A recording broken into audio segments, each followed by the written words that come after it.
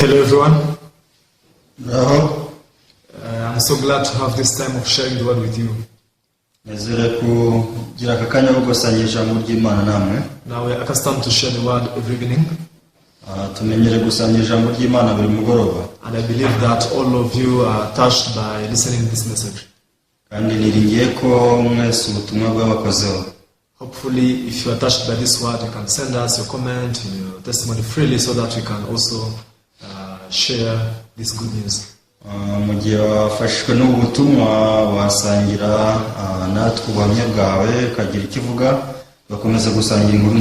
And please don't stop to share this sermon with your friends and all the people that you know in your contact.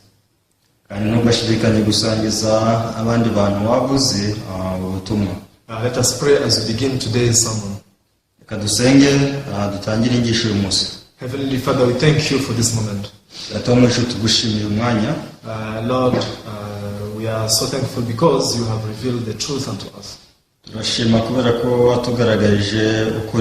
Now today our hearts have freedom. Lord, we have overcome all fear. Now we no longer condemn ourselves. We are living rejoicings in the blessings that you have poured unto us through Jesus Christ. However, Father, we want to share this with all the people all over the world. For this is your will and this is something you like. So Lord, I pray that you guide us even in this moment. As we are sharing the word, allow us to put down our thoughts so that we can only believe your word as a truth. Father, we thank you. We pray all these things in the name of Jesus. Amen. This moment we're going to read from the book of Matthew chapter 3. Please open your Bibles in the book of Matthew chapter 3 starting from verse 13. So I will read from verse 13 up to verse 17. Matthew chapter 3 verse 13, I will read.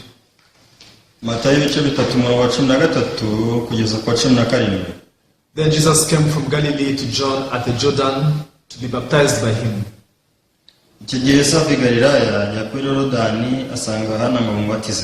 And John tried to prevent him, saying, I need to be baptized by you, and you are coming to me?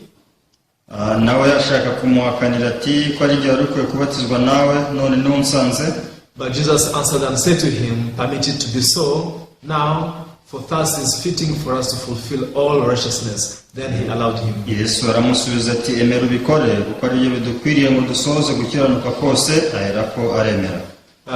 When he had been baptized, Jesus came up immediately from the water, and behold, the heavens were opened to him, and he saw the Spirit of God descending like a dove and alighting upon him.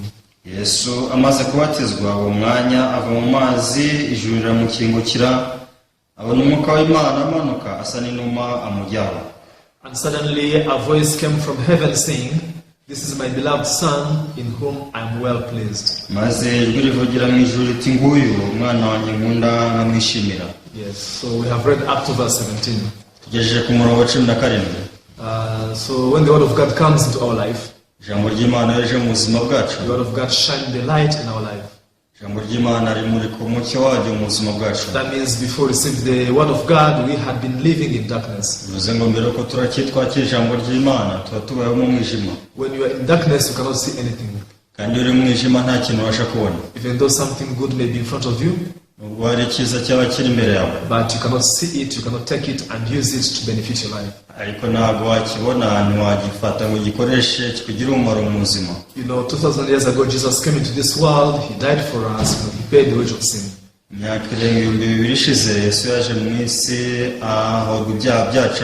Now God no longer condemns us. God is ready to receive us through the works of Jesus. But although Jesus sacrificed himself and he paid for the wage of sin, many people don't have the eyes to see that. abantu nta maso bafite yo kubibona although they read the Bible, ubwo basoma bibiliya but they don't have the spiritual eyes to see the great salvation from sin which God has fulfilled. ariko usanga badafite amaso yo kureba agakiza gahambaye k'ibyaha Imana yatuhaye. However, when this word comes into our heart, nyamara igihe ijambo ry'Imana ije kuri twe, as I said, because the word is the light, uko nabivuze ijambo ni umucyo, it can shine and show us precisely what Jesus has done for our life. ibasha kutumurikira rikatwereka neza imirimo Yesu yadukoreye mu buzima bwacu. Then we can be able to overcome the power of sin and power of Satan. Tubasha kunesha imbaraga z'icyaha, imbaraga za Satani. Otherwise, those who don't have, the works of Jesus in their hearts, ariko abadafite imirimo ya Yesu mu mitima yabo, they are the people who try to fight against Satan with their own power. abantu bagerageza kurwanya Satani n'imbaraga zabo, They try to overcome sin with their deeds and their works. bagerageza kurwanya icyaha bakoresheje imirimo yabo. Now, this is the way that we all once lived. Uku nguku niko twese twabayeho. However, by the grace of God, nyamara ku bw'ubuntu bw'Imana now we are speaking unto people. turavugisha abantu Now, what we have discovered. icyo twatawe. So now we are testifying what Jesus has done in our life. turimo turahamya icyo Yesu yakoreye mu buzima bwacu. Many people who listen to the gospel that we preach, abantu benshi bumvise ubutumwa bwiza tubwiriza, they misunderstand and they blame us. ntabwo babyumva ahubwo baratunenga, These people are heretics. bakavuga bati abantu ni abayobe. How can they say that they don't have sin? ese ni gute bavuga ko nta cyaha bafite? How can they say that they are righteous as they are still living in this world? ese ni gute bavuga ko bakiranuka bakiri mu iyi si? That is blasphemy. Rwose ibyo ni ikinyoma. Now, many people, they judge us in this way. uku nguko niko abantu baducira urubanza. However, the reason is because they misunderstand what we say. ikibazo rero ni uko batumva neza icyo tuvuga. We never say that we fought against sin and we overcame it by our power. ntabwo twigeze tuvuga ngo twarwanye n'icyaha hanyuma turakinesha n'imbaraga zacu. We never say that we became righteous because we are good people and we never committed sin. ntabigeze bavuga ngo turabakiranutse kubera ko twarwanyije icyaha tutagicumura. However, when we say that we don't have sin, we are righteous, ariko tuvuze ko nta cyaha tugira turi abakiranutse, we are witnessing the works of Jesus. igihe tuba duhamya imirimo ya Yesu, We are witnessing what Jesus has done for us. tuba duhamya icyo Yesu Kristo yadukoreye. Then what is wrong with that? none se bitwaye iki? It is true that I'm weak and I cannot overcome sin. birumvikana njye ndi umunyantege nke sinanesha icyaha. It is true that I'm filled with bad thoughts, some evil thoughts and evil deeds. njyewe nuzuye ibitekerezo bibi ndetse n'ibikorwa bibi.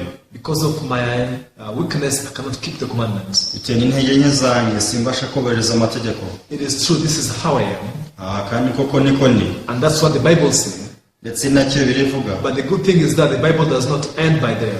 ariko icyiza ni uko bibiri idasoreza. Yes, the Bible shows us our shortcomings, our lackings, and all evilness. bibiri twereka intege nke zacu, ibyo tubura ndetse n'ibyaha byacu. But also the Bible shows us what Jesus has done for us. ahubwo ku rundi ruhande biri kwerekana ibyo Yesu yadukoreye. It is true that I'm weak, birumvikana ndi umunyantege nke, but Jesus is almighty.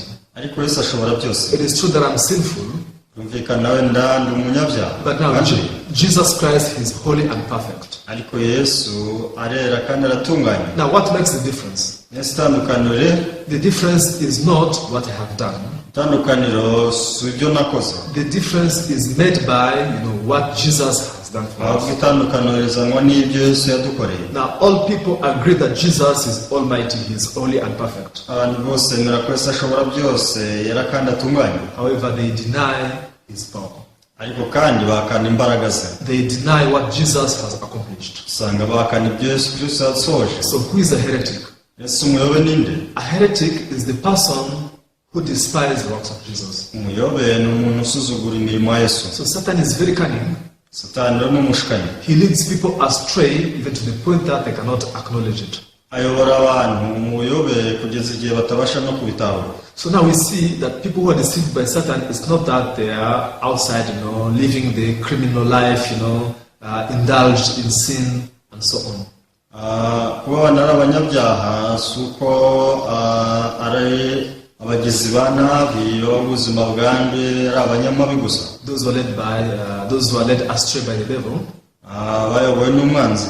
it doesn't mean they just live a fleshly life, carnal life, committing sin however they want. nivuze ngo n'abantu birirwa bivuguruta mu byaha ubuzima bwanduye busayishije. However, Satan, let us lead a religious life. Ahubwo Satani aratureka tukabaho ubuzima bw'idini. Seems like we are worshiping God. Tukibwira ko turi kusenga Imana. He can let you offer everything that you have to the church. Ashobora kureka rwose ugatura ibyo ufite byose. He can let you sing very well and give a talent of singing very beautiful hymns. Yakureka rwose bakaguha impano yo kuririmba neza ijwi ryiza. He can give you, the gift of preaching very, very strongly to miracles. You do many wonders. Yakureka rwose ukamubwiriza ubutumwa uhambaye ukora ibitangaza ndetse n'ibimenyetso. Then what he does, he just hides you the secret of how you can be free from sin. Ariko icyo akora ni uko aguhisha ibanga ry'uko waba wari gucyaha. Then finally, although you have given much offerings to the church, you go to hell. Rero nubwo waba waratanze amaturo menshi no handi ujya mu muriro. Even though you have sung in the choir, you have committed yourself to serve the church, finally you go to hell. Niyo handi nubwo waba waramaze igihe kirekire mu itorero wararimbaga neza, no handi icyo gihe ukajya mu muriro. When we stand before God, God will ask us only one question. Nitugera imbere y'Imana izatubaza ikibazo kimwe. God will not ask you how much offering did you give to the church. Imana izakubaza ngo ese watanze amaturo angana iki? How many fasting prayers have you done? Ese ni amasengesho angana iki yo kwiriza wakoze? Which denomination did you go to? Ese wasengeraga he? God will not ask all these kind of questions. Ntabwo Imana izatubaza ibyo bibazo byose. God will ask only two things. Imana izabaza ibintu bibiri. Do you have sin in your heart? Ese ufite icyaha mu mutima wawe? Or you are holy, sinless, you don't have sin in your heart? Cyangwa se nta cyaha ugira mu mutima wawe? Now, what will be the standard of the judgment of God? Ese ni iki kizaba ishingiro cy'urubanza rw'Imana? Knowing that is very important. Kubimenya ni ikintu cy'ingenzi. Now, this is how I used to think. Uko niko nibwiraga. Now, on the day of the judgment, God will bring a balance. Do you know balance? Nahari ku munsi w'urubanza Imana izazana umunzani. One side He will put my good works that I have done. Wenda hari uruhare rumwe izashyiraho ibyiza nakoze. On the other hand, He will put, the evil works that I have done, which means the sins that I have committed. Urundi ruhande ishyireho ibibi nakoze bivuze ngo ni ibyaha. Now, God will be weighing, which one is how much. Hanyuma Imana ibigereranye irebe ibyinshi ibyo ari byo. If I'm found to have so much sin than the good things, ubwo ninsanga mfite ibyaha byinshi kurusha ibyiza nakoze, then I'll go to hell. ubwo nzajya mu muriro. If I'm found to have, more good things than the sins that I've committed, ariko ninsanga mfite ibyiza kurusha ibyaha nakoze, then I'll go to heaven. ubwo nazajya mu ijuru. That's how I used to think. Uko niko natekerezaga. Even many people, they believe in it like this. Abantu benshi rero usanga ariko bizera. However, that is not biblical. ariko ntabwo bishingiye kuri Bibiliya. In the Bible, you cannot have such a thing like, a standard of judgment, which is the balance. muri Bibiliya ntabwo ushobora gusanga ishingiro ry'urubanza nk'ubwo ngubwo byo kugereranya. However, God spoke about His standard of judgment. ahubwo Imana yamaze kutubwira ikizashingira icy'urubanza. If you have sin in your heart, niba ufite icyaha mu mutima wawe, you will definitely go to heaven. ahandi uzajya mu rutazima. Whether there are many or few, byaba ari byinshi cyangwa bike, even if it is only one sin, nubwo cyaba ari icyaha kimwe, God cannot tolerate any single sin to enter into heaven. ntabwo Imana ishobora kwihanganira n'icyaha kimwe ngo cyinjire mu ijuru. This is why God asks us to be holy and righteous and perfect. niyo mpamvu Imana yadusabye kuba bera, kuba abakiranutsi batunganye. When you read Matthew chapter 5 verse 48, iyo dusomye igitabo cya Matayo igice cya 5:48, now this is the requirement spoken by Jesus. iki ni cyo kintu Yesu yavuze. What did Jesus say? Yesu yavuze ngo iki? 48, He said, "Therefore you shall be perfect as your Father in heaven is perfect." namwe mwe mukiranutse nk'uko so mu ijuru akiranuka. How perfect is God? ese Imana ikiranuka bingana iki? God is 100% perfect. Imana 100% irakiranuka. God is 100% holy. Imana 100% irera. Which means to God there is not even one sin. bivuze ngo ku Mana nta n'icyaha n'iki na kimwe kibaho. That's how God is asking us to be. niyo mpamvu Imana idusaba kuba nkayo. What is the balance here? none se ubu umunzani uriho? So there is no room for any evil or any sin into heaven. biragaragara ko mu ijuru nta cyumba cy'ibyiza n'ibibi kibayo. Now in Matthew chapter 7, muri Matayo ibice 7, here the Bible shows us now the people who are led astray by Satan, who are deceived by the devil. ahangaha biritwereka abantu bashutswe na Satani. When you read Matthew chapter 7 verse 13, iyo usomye Matayo ibice 7:13, let's go to chapter 7, verse 13. Matayo 7 umurongo wa 13. Enter by the narrow gate, for wide is the gate, and broad is the way that leads to destruction, and there are many who go in by it. Nyure mu irembo rifunganye, kuko irembo ari rigari n'inzira ijyana abantu kurimbuka ari nini, kandi abanyuramo ni benshi. Because narrow is the gate, and difficult is the way which leads to life, and there are few who find it. Ariko irembo rifunganye n'inzira ijya mu bugingo iraruhije, kandi abanyuramo ni bake. Now, when I read these words, I was very surprised. Ubwo nasomaga amagambo yarantangaje. Because Jesus said, now the broad way, the broad gate, leads to destruction. Kuko Yesu yaravuze ngo inzira irangaye, inzira ngari ijyana abantu kurimbuka. And something surprising is that there are many who go in by it. Ikintu gitangaje rero ni uko muri iyo nzira harimo abantu benshi. Now, by listening to this word, I was very surprised. Ubwo numvaga iri jambo naratangaye. The way to destruction contains so many people. We yaravuze ngo inzira ijyana abantu kurimbuka ni ngari kandi irimo abantu benshi. Now, how did these people think?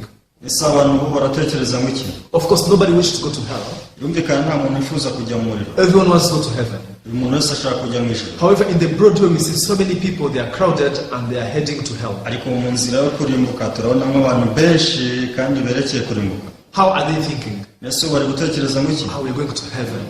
Tugiye mu ijuru. Everyone in the world wishes to go to heaven. Buri muntu wese mwese abashaka kujya mu ijuru. And everybody wants to take, the right way, the best one to take them to heaven. Kandi buri wese abashaka inzira nziza, inzira nyayo yo kujya mu ijuru. Now we can see by taking this wide way, they were thinking we are heading into heaven. Rero ubwo bafashe inzira ngari mu myumvire yabo bazi ko bari kujya mu ijuru. Verse 14. Because narrow is the gate and difficult is the way which leads to life, and there are few who find it. Ariko irembo rifunganye n'inzira ijyana abantu mu bugingo iraruhije, kandi abayinyuramo ni bake. Now what about the gate and the way which leads to life? None se bite by'ubugingo n'inzira ijya mu bugingo? The Bible says that it's very narrow. Biravuga ngo inzira irafunganye. And there are very few people who find it. Kandi ngo abayinyuramo ni bake cyane. Now when you preach this gospel, iyo tubwiriza ubutumwa bwiza, many people say like this. Abantu bajya bavuga batya bati, yes, it is from the Bible. Yego rwose birava muri Bibiliya. Surely I can understand it. Ndabyumva. But there is no one else who believes like this. Ariko sinzi niba hari abandi bizera gutya. Why is it only you? Si kuki ari wowe gusa ubivuga? Or maybe why is it only your church? Cyangwa se ni mu itorero ryawe gusa. All other churches in the world, they preach the same thing. Abandi matorero usanga abwiriza ibintu bimwe. All other churches in the world, they teach us to keep the commandments and to become good to go to heaven. Kibigisha no kubahiriza amategeko bakaba beza nyuma bakajya mu ijuru. Yes. This is confirmed by the words of Jesus also. Ariko ibi ngibi byahamijwe n'amagambo ya Yesu. It is true there are many. Bumvikana ni benshi. However, the big number is not the condition to demand the truth. Ariko kuba ari benshi cyo gihamya ko ari inzira y'ukuri. What is the truth? Ese ukuri ni iki? The truth is the truth itself. Ukuri ubwa ukuri hagije ni ukuri nyine. The truth is not something claimed by the majority or many people. Ukuri ni kuba ukuri kubera ko kwahamijwe n'abantu benshi. But the truth is always the truth. Ukuri igihe cyose kuba ari ukuri. Now in the Middle Age, mu myaka yashize, so many people used to think that this earth the sun turns around the earth. Abantu bajyaga bibwira ko izuba ryo rizenguruka isi. However, one man called Galileo, ariko igihe kimwe umuntu witwaga Galileo, he just rose and said, no, it is the earth that goes around the sun. yarahagurutse aravuga ati ntabwo ariko bimeze, ahubwo isi nizenguruka izuba. Many people began to criticize him.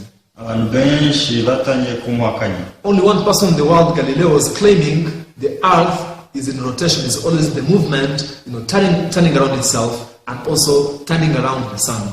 Icyo gihe umuntu umwe mu isi niwe nyine wari uhagaze ukuri kuvuga ngo isi igenda yikaraga yizengurukaho kandi izenguruka izuba.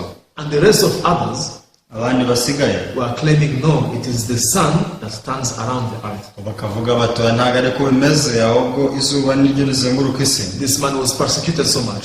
Uyu muntu aratotejwe cyane. He was blamed so much. Rwose baramunenze. And finally, even they killed him. Ndetse yaje kubizira aricwa. However, today, man invented the telescope. Ariko uyu munsi umuntu yavumbuye icyo twakwita telescope. This is a very huge camera that can shoot, the space in the universe. Iki ni kamera, ni igikoresho bifashisha bafata amafoto ku buryo bafata amashusho ari mu isanzure, ibiri mu isanzure. So because of the advancement of technology, rero bitewe n'iterambere ry'ubuhanga, people are able to film, to shoot in the space and see everything that is happening there. abantu bashobora gufata amashusho bakamenya ibiri kubera mu isanzure. Now because of that, it was already declared that it is true that the earth turns around the sun and turns around itself. Kubw'iyo mpamvu rero baje kuko gutahura ko ibyo yavugaga ari byo, isi izenguruka ubwo kandi izenguruka n'izuba. So that was the truth. Kuko ari ukuri. Even before, no one claimed that. Na mbere yuko nta urabivuga. Even before Galileo said that. Na mbere yuko Galileo avuga gutyo. That was the truth. Ko ari ukuri. And everything that people knew was wrong. Ibyo abandi bantu bose bari bazi ntabwo byari ukuri. So this is how people, they say. Uku niko abantu bavuze. Yes, what you are saying is from the Bible, but how come it's only you who say like this? Uyu munsi niko abantu bavuga ati se kuko byanditse muri Bibiliya ko se kuki ari wowe gusa ubivuga? Why are you different from the rest of other churches? Ese kuki muvuga ibitandukanye n'andi matorero? That means that you are wrong. Bivuze ngo ntabwo muri mukuri. Because it's not possible that only one single, faith or belief may be right, yet the rest of other people may be wrong. Kuko ntibishoboka ko imyizerere runaka yonyine ari ukuri iyindi ipfuye. Now we need to enter in the Bible and see what the Bible says. Tugomba kujya muri Bibiliya tukareba icyo birivuga. The Bible says that the way leading to destruction birivuga ngo inzira ijyana abantu kurimbuka is very wide, ni ngari, and many people are in this way. ndetse ngo n'abayinyuramo ni benshi. How are they thinking? Se batekereza ngo iki? We are going to heaven. Tugiye mu ijuru. We have the truth. Dufite ukuri. This is how they were deceived by the devil. Nk'uko niko bashwe na Satani. However, now the Bible shows us the clear way to go to heaven. Ariko nyamara Bibiliya yerekana inzira nyayo yo kujya mu ijuru. So today we read the book of Matthew chapter 3. Uyu munsi twasomye muri Matayo ibice bitatu. I want to talk about the story that we shared today. Reka mvuge kuri inkuru twasomye. Where Jesus went to John the Baptist to be baptized by him. Ubwo Yesu yasangaga Yohana Umubatiza ngo amubatize. But now in the beginning, John the Baptist was hesitating, attempting to refuse. Bigitangira Yohana Umubatiza arashidikanyaga ndetse ashaka kubyanga. Do you know why he refused? Impamvu yabyanze? John, he knew exactly who Jesus is. Nuko Yohana yarazi neza Yesu ari we. Because even that was his mission, to come in this world and witness Jesus. Kandi nicyo cyari cyamuzanye kuza mu isagamya Yesu. So he knew that Jesus is God himself. Yarabizi neza ko Yesu ari Imana ubwayo. He knew that Jesus Christ is the Savior, his Messiah of whole humanity. Yarazi ko Yesu ari umukiza, ari Mesiya w'abaremwe bose. Now think about this. Now this God, this Messiah, is asking a human being to baptize him. Rero mutekereze wa muremyi arimo arabwira umuntu ngo mubatize. So even if it were you could have refused. Ntekereza ko yaba ari wowe nawe ari kubyanga. Because when you talk about baptism, bako tuvuze iby'umubatizo, it is the greater who baptize, the younger. Umukuru ni ubatiza umuto. In the church, as you are running, the church. Mu gihe muri mu itorero, the time of baptism is the pastor who baptizes, the flock or the members. Usanga pasiteri ari mubatiza abayoboke be. In the world history, mateka y'isi, there has never been even one single chance where the church member baptized the pastor. Numva ngo umuyoboke niwe wabatije pasiteri. Because now we see that the great baptize the lower. Ahubwo igihe cyose tubona abakuru aribo babatiza abatoya. But now Jesus is asking John the Baptist to baptize him. Ariko urabona hano umubatiza Yesu ari kubatiza gusa hano umubatiza kumubatiza. And how did John say? Yohana yamusubije ngo iki? In verse 14. Umurongo wa 14. And John tried to prevent him, saying, I need to be baptized by you, and you are coming to me? Nawe ashaka kumuhakanira ati ko ari igihe wari ukwiye kubatizwa nawe none no umusanze. So now John could not understand. Yohana ntabwo abasha kubyumva. Also, when you talk about baptism, iyo tuvuze ku mubatizo, do you know what kind of baptism was John the Baptist doing? Ese muzi umubatizo Yohana yarimo akora? John used to do the baptism of repentance. Yohana yarimo akora umubatizo wo kwihana. So who needs to repent? Sinari ukeneye kwihana. The sinner needs to repent. Umunyabyaha niwe ukeneye kwihana. However, Jesus has no sin. Yesu nta cyaha agiraga. And John, he knows very well that Jesus has no sin. kandi yohana yarabizi neza ko nta cyaha afite. So because of this now John was confused. Kubera iyo mpamvu rero yatangiye kugira urujijo hano. What is Jesus trying to repent from? Ese ni iki Yesu ashaka kwihana? You know, he's the creator, he's the Messiah. Ni umuremyi, ni Mesiya. How possible that I as a human being can baptize him? Ese byashoboka bite ko nkanjye umuntu mubatiza? John was lost completely and he could not understand. Yohana ntabwo yabashije kubyumva. Now Jesus opened his mouth and spoke to him. Yesu yabumbuye akanwa karamubwira ati, This is very important. iki ni ikintu cy'ingenzi. Verse 15. Murongo wa 15. But Jesus answered and said to him, permit it to be so now, for thus is fitting for us to fulfill all righteousness. Then he allowed him. Yesu aramusubiza ati, emera ubikore kuko ari byo bidukwiriye ngo dusohoze gukiranuka kose. Aherako aremera. Now Jesus now explained to John. Rero Yesu yabisobanuriye Yohana. Hey John, permit it to be so. Ati Yohana, emera ubikore For this is fitting for us to fulfill all righteousness. kuko ari byo bidukwiriye ngo dusohoze gukiranuka kose. In order for the righteousness to be fulfilled in this world, kugira ngo gukiranuka kose ugusore muri iyi si, now I have to be baptized by you. ngomba kubatizwa nawe. How can righteousness be fulfilled? Ese ubwo gukiranuka kwasora gute? Righteousness can be fulfilled when unrighteousness is taken away. Gushobora gusohora igihe cyonyine kudakiranuka kwakuweho. When unrighteousness is taken away, kudakiranuka gukuweho, gukiranuka kuvuweho, then righteousness comes. icyo gihe gukiranuka kuraza. Now, John was able to understand. Yohana rero yabashije kubyumva. Now the baptism of Jesus is not a normal regular baptism. Ati menye ko umubatizo wa Yesu atari umubatizo usanzwe. Jesus is not coming to me to repent. Yesu ntabwo aje kwihana.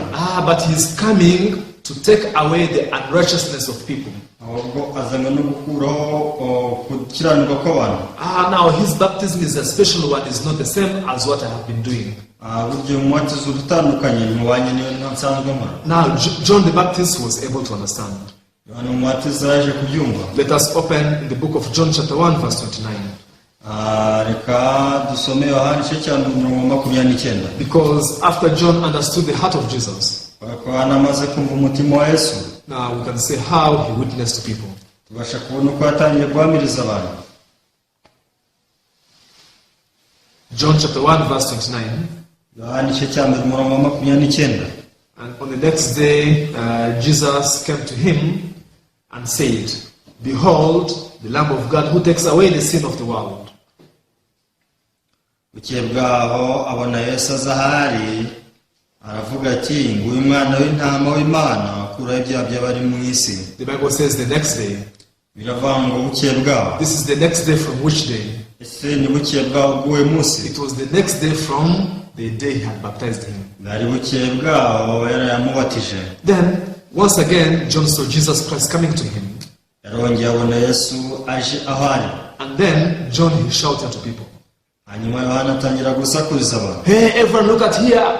Ati buri wese narebe hano. All of you, please pay attention. Buri wese nitegereze. Behold, Nguyu, look at that man. murebe uriya muntu. Now, he is the Lamb of God who takes away the sin of the world. Turaniwe mwana w'intama w'Imana ukuraho ibyaha by'abari mu isi. Last night, I baptized him. Rero ku mugoroba washize namubatije. Last time, no, all of the sins of the world were put on him. Bivuze ngo cyagiye ibyaha by'isi yose byagiye kuri we. Yesterday, all your unrighteousness were transferred to him. Rero mu ijuru ryakeye kugiranura kwanyu kose kwagiye kuri we. Behold, the Lamb of God who takes away the sin of the world. Rero murebe umwana w'intama w'Imana ukuraho ibyaha by'abari mu isi. So John began to shout to people.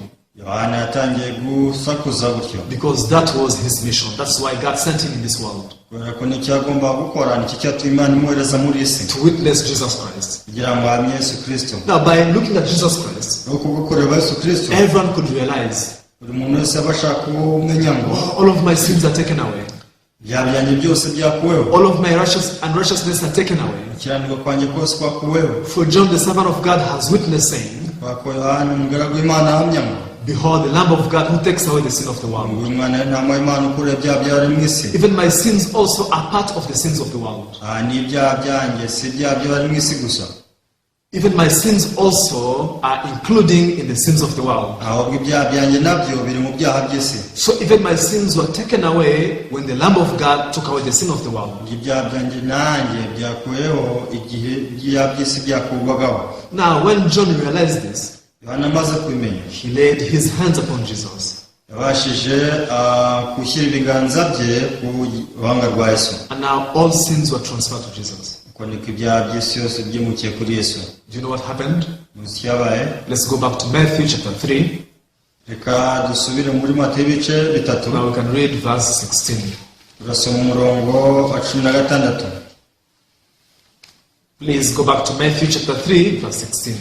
Reka dusubire muri Matayo ibice bitatu umurongo wa 16. The Bible says, when he had been baptized, Jesus came up immediately from the water, and behold, the heavens were opened to him, and he saw the Spirit of God descending like a dove and lighting upon him.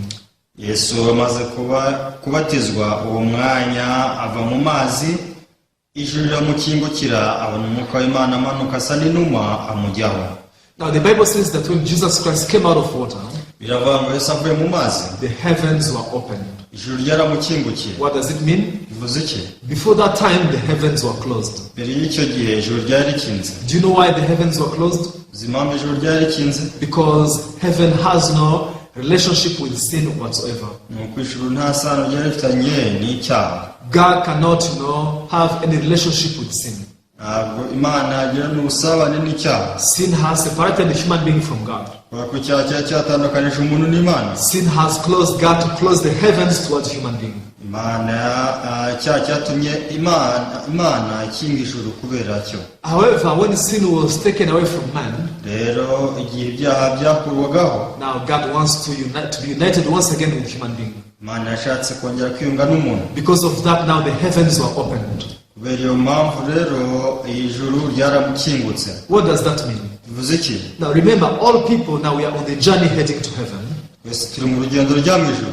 But now if the heavens are opened, ariko niba ijuru ridakinguye, if the heavens are opened, niba ijuru rikinguye, that means you are given a welcome into heaven. bivuze ngo wahawe ikaze yo kujya mu ijuru. Let's say you are coming to my house. tuvuge ko uje iwanjye, Then I see you from far away.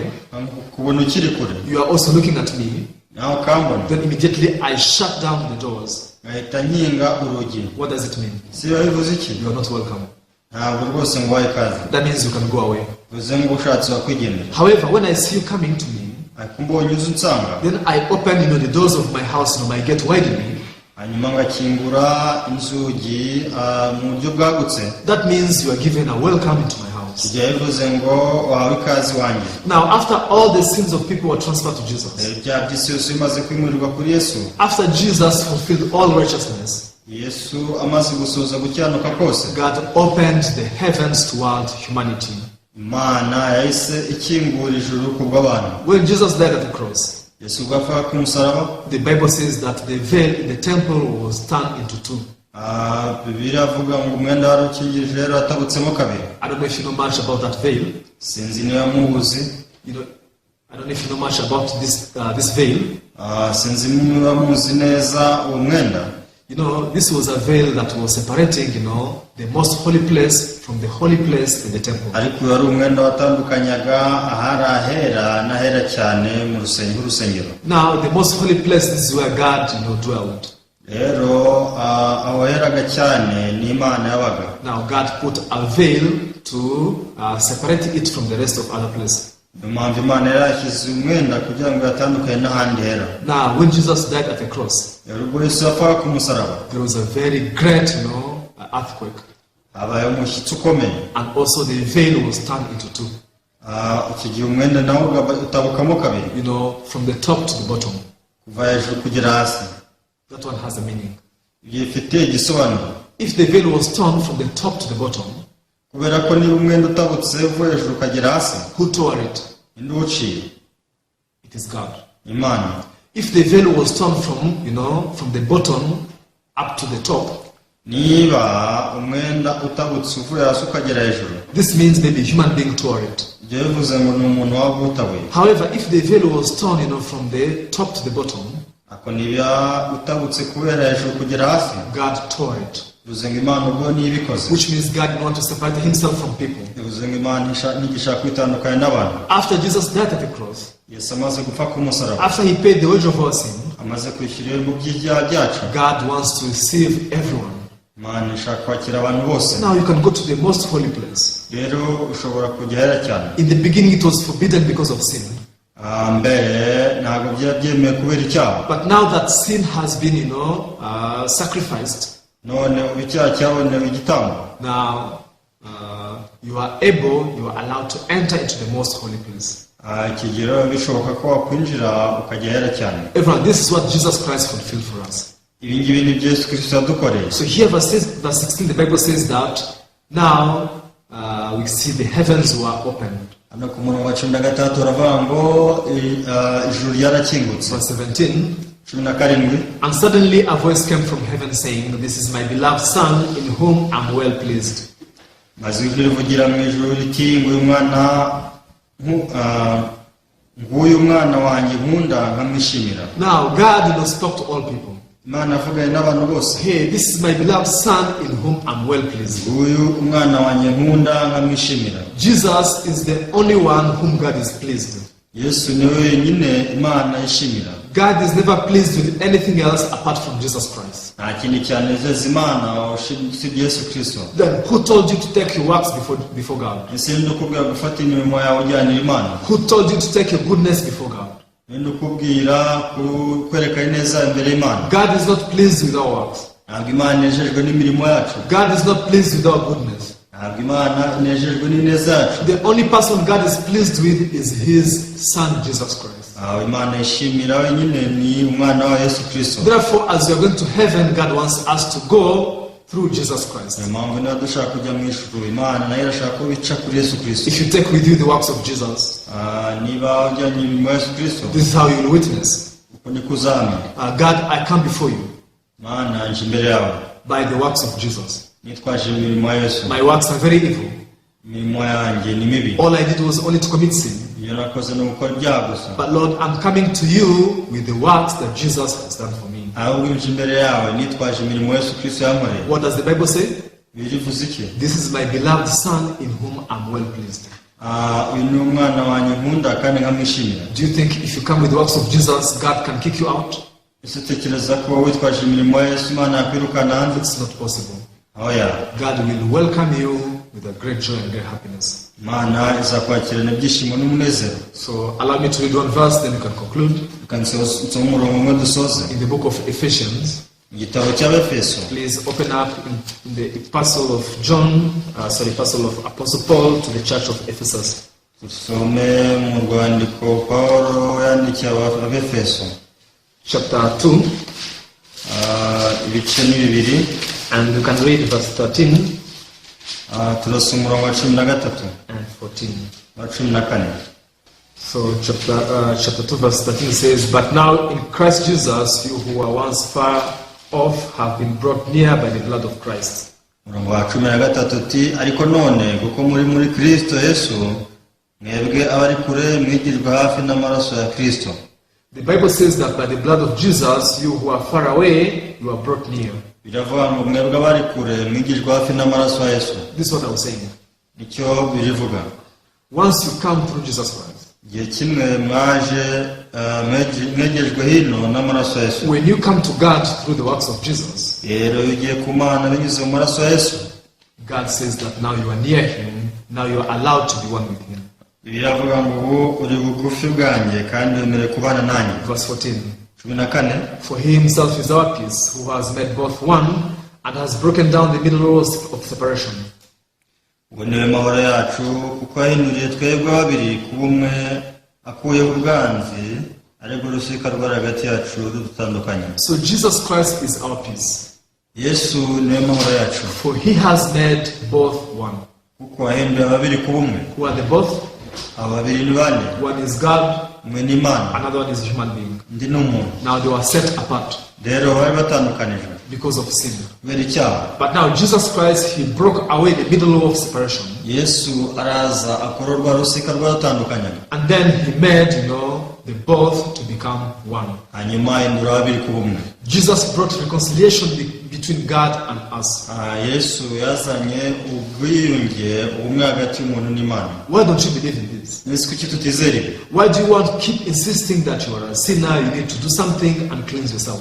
Ese kuki ukomeza guhamya muri umunyabyaha, kugira icyo ukora ugasaba imbabazi? This is the deceit of Satan. Iki ni igishiko cya Satani. Satan doesn't want you to receive the works of Jesus. Satani ashaka kwakira imirimo ya Yesu. That's why he prepared something else which is not acceptable to God. Niyo mpamvu yatumye utegura ikindi kintu Imana itakwemera. However, when you discover this precious gospel, rero utawe n'ubutumwa bwiza kuko you are able to rejoice for whole of your life. tubasha kunezerwa ubuzima bwacu You bwose. are able to be thankful that you can go to heaven freely without any of your involvement. Ubasha kumenya ngo ubasha uruwo kujya mu ijuru nta na kimwe wakoze. I really hope that you enjoy these unspeakable blessings of God. Niringiye ko mwanezererwa buno buntu butangaje buva ku